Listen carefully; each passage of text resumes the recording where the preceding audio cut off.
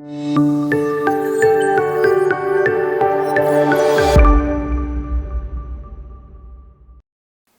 ఈ రోజుల్లో ఖర్చులు ఏ విధంగా ఉన్నాయి? ఎంత కూడబెట్టుకున్నా కూడా అది నిలవట్లేదు ఎవరి దగ్గర. సో, దాని గురించి ప్రత్యేకంగా మనం ఏం చెప్పుకోక్కర్లేదు. అయితే ఈ జనరేషన్ మాత్రమే కాదు, నెక్స్ట్ జనరేషన్ కూడా ఎటువంటి టెన్షన్ లేకుండా వాళ్ళకు ఆస్తి సంపాదించి పెట్టాలి అనుకుంటే, అసలు 20 ఇయర్స్‌లో 20 క్రోర్స్‌ని తెచ్చే ఇన్వెస్ట్‌మెంట్ ఏదన్నా ఉంటే చెప్తారా? మంచి క్వెషన్ అడిగారండి. చాలా మంది మైండ్‌లో కూడా ఉంది. ఎస్పెషల్లీ పేరెంట్స్ కూడా ఇవాళ చాలా ఆలోచిస్తుంది అదే. మనకే ఇంత కాంపిటీషన్ ఉంది. జాబ్ సెక్యూరిటీ లేదు. మరి రేపొద్దున మన పిల్లల భవిష్యత్తు ఏంటి? వాళ్ళు ఎలా ఉంటారు? అనేది చాలా మంది పేరెంట్స్‌లో కూడా ఉన్న క్వెషన్ ఇది. అయితే ఇప్పుడు చాలా మంది ఇన్వెస్ట్‌మెంట్స్ చేసేది ఏంటంటే ల్యాండ్‌లో గానీ, గోల్డ్‌లో గానీ పెడతారు. ఒక ల్యాండ్ ఇన్వెస్ట్‌మెంట్ కావచ్చు, ఒక గోల్డ్ ఇన్వెస్ట్‌మెంట్ కావచ్చు. చేసే ప్రతి ఒక్క ఇన్వెస్ట్‌మెంట్ కూడా మనకి, మన పిల్లలకి కొన్న ఫ్లాట్‌లోనే పెడతారు. అయితే వాటిలో ఏంటంటే కొన్ని ఇష్యూస్ వస్తాయి. ల్యాండ్‌లో లిక్విడిటీ అంత ఈజీగా చేయలేము. నిజంగా మనం కోట్లు పెట్టి ఒక ల్యాండ్ కొన్నా కూడా అది అంతగా పెరుగుతుందని గ్యారంటీ లేదు. ఎందుకంటే మనకి డెవలప్మెంట్స్ అనేవి అక్రాస్ జరుగుతున్నాయి. సో కాబట్టి ఏంటంటే ఒక మంచి ఇన్వెస్ట్మెంట్ అయి ఉండాలి. ఒక 20 ఇయర్స్‌లో మీరు అన్నట్టు 20 క్రోర్స్ రావాలి అంటే PMS is the best option అని చెప్తున్నాను. సో పోర్ట్‌ఫోలియో మేనేజ్మెంట్ సర్వీసెస్‌లో ఏంటంటే మనకి మినిమం టికెట్స్ వచ్చి 50 lakhs. ఒకసారి మనం 50 lakhs ఇన్వెస్ట్మెంట్ చేసి వదిలేస్తే అది గణనీయంగా పెరుగుతుంది. అయితే చాలామంది తెలియదు పీఎంఎస్ గురించి మీరే చెప్తున్నారు అండి, మేము కొత్తగా వింటున్నాము, ఎవరు ఇంతవరకు చెప్పలేదు మాకు అని చాలా క్వశ్చన్స్ కూడా వస్తున్నాయి. అయితే ఇప్పుడు చూడండి, ఒక ఎక్విటాస్, ఇప్పుడు పీఎంఎస్ అనేది కొత్తది కాదు ఇండియాకి, వచ్చి 30 సంవత్సరాలు అయిపోయింది. అంటే 1993 నుంచి పీఎంఎస్ ఆల్రెడీ మార్కెట్లో ఉంది. చాలామందికి అవేర్నెస్ లేదు దాని గురించి, అంతే. అయితే ఇప్పుడు చూడండి, ఒక ఎగ్జాంపుల్ చెప్తాను. ఎక్విటాస్ అనే కంపెనీ ఉంది. 10 years నుంచి వాళ్ళు రన్ చేస్తున్నారు. అంతకుముందు కూడా రన్ చేస్తున్నారు.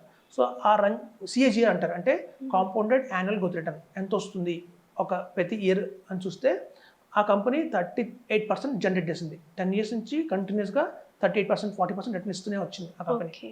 ఆ కంపెనీ వాళ్ళు ఎంత నెంబర్ 1లో ఉందంటే, జనరల్గా సెబీ ఏం చెప్పిందంటే పిఎంఎస్లో మినిమం టికెట్ సైజ్ 50 lakhs మాత్రమే. 50 lakhs ఇన్వెస్ట్మెంట్ చేస్తే చాలు పిఎంఎస్లో ఇన్వెస్ట్మెంట్ చేయొచ్చని.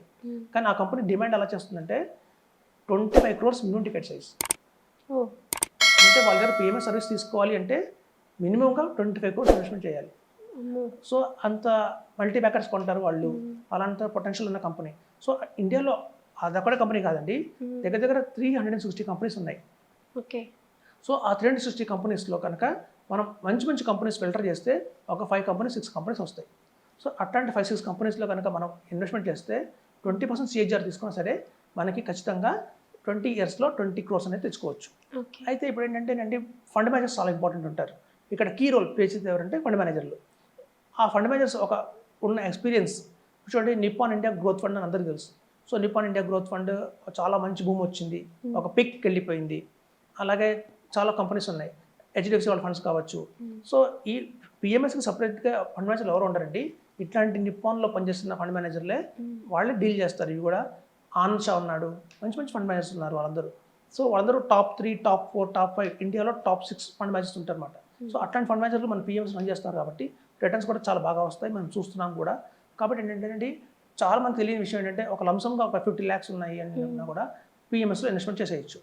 అయితే 2014 దాకా కూడా పిఎంఎస్లో మినిమం టికెట్ సైజెస్ వచ్చి మనకి 25 lakhs ఉండేది అనమాట, 5 lakhs ఉండేది. సో 2014 నుంచి ఆ 5 lakhs కాస్త 25 lakhs కింద మార్చింది సెబీ. ఎప్పటిదాకా అంటే 2019 దాకా. అంటే 2014 నుంచి 2019 దాకా పిఎంఎస్లో మినిమంగా 25 lakhs.